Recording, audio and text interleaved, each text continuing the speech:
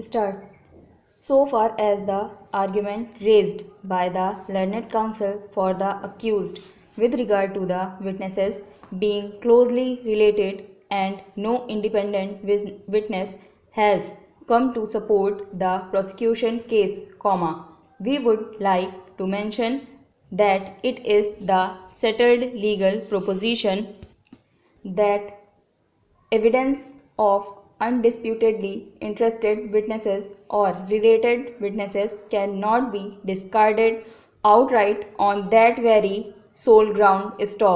It is also established law that conviction can be based upon the evidence of witnesses related to the deceased without corroboration, if their testimonies are found to be trustworthy, then there does not seem to be any valid or cogent reason for not acting upon their evidence. Because of their relationship, they cannot be considered to be inclined to spare the real culprits or falsely involve the accused persons.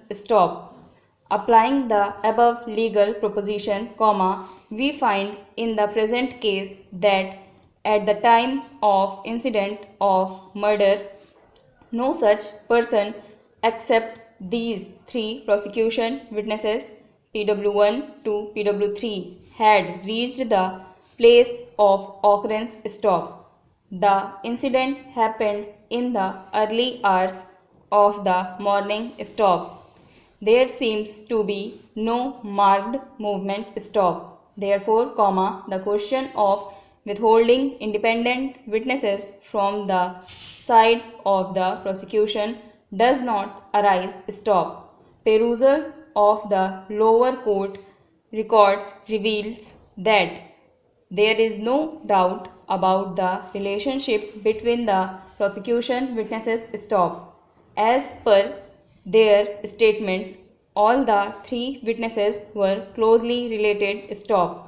PW1 and PW2 were nephews of PW3 and the victim, but as per the requirement of the law, their testimony had required to be carefully scrutinized in order to see whether they are truthful, reliable and trustworthy witnesses, as their presence at the site is very natural.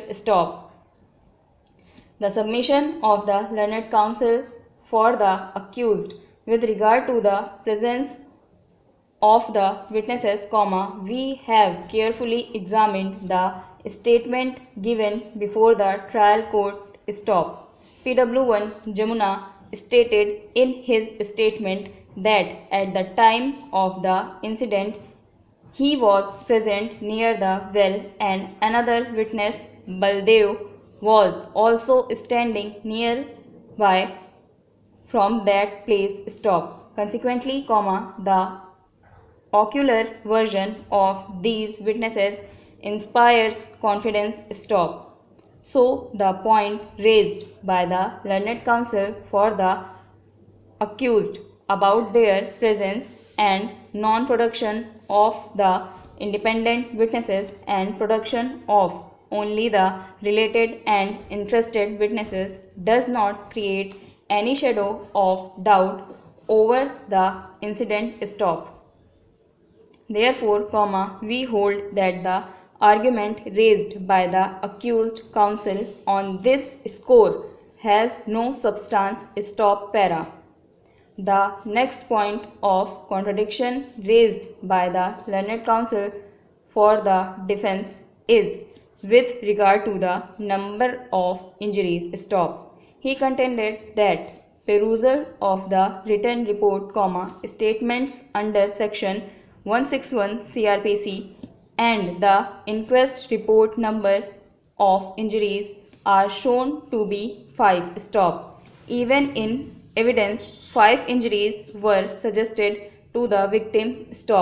The post-mortem report, however, mentions 3 injuries as ante-mortem injuries stop. Under these circumstances, the testimony of the prosecution witnesses PW1 to PW3 have been challenged and asserted that they have not seen the incident stop. Medical and oral version are inconsistent and witnesses are not believable. Stop.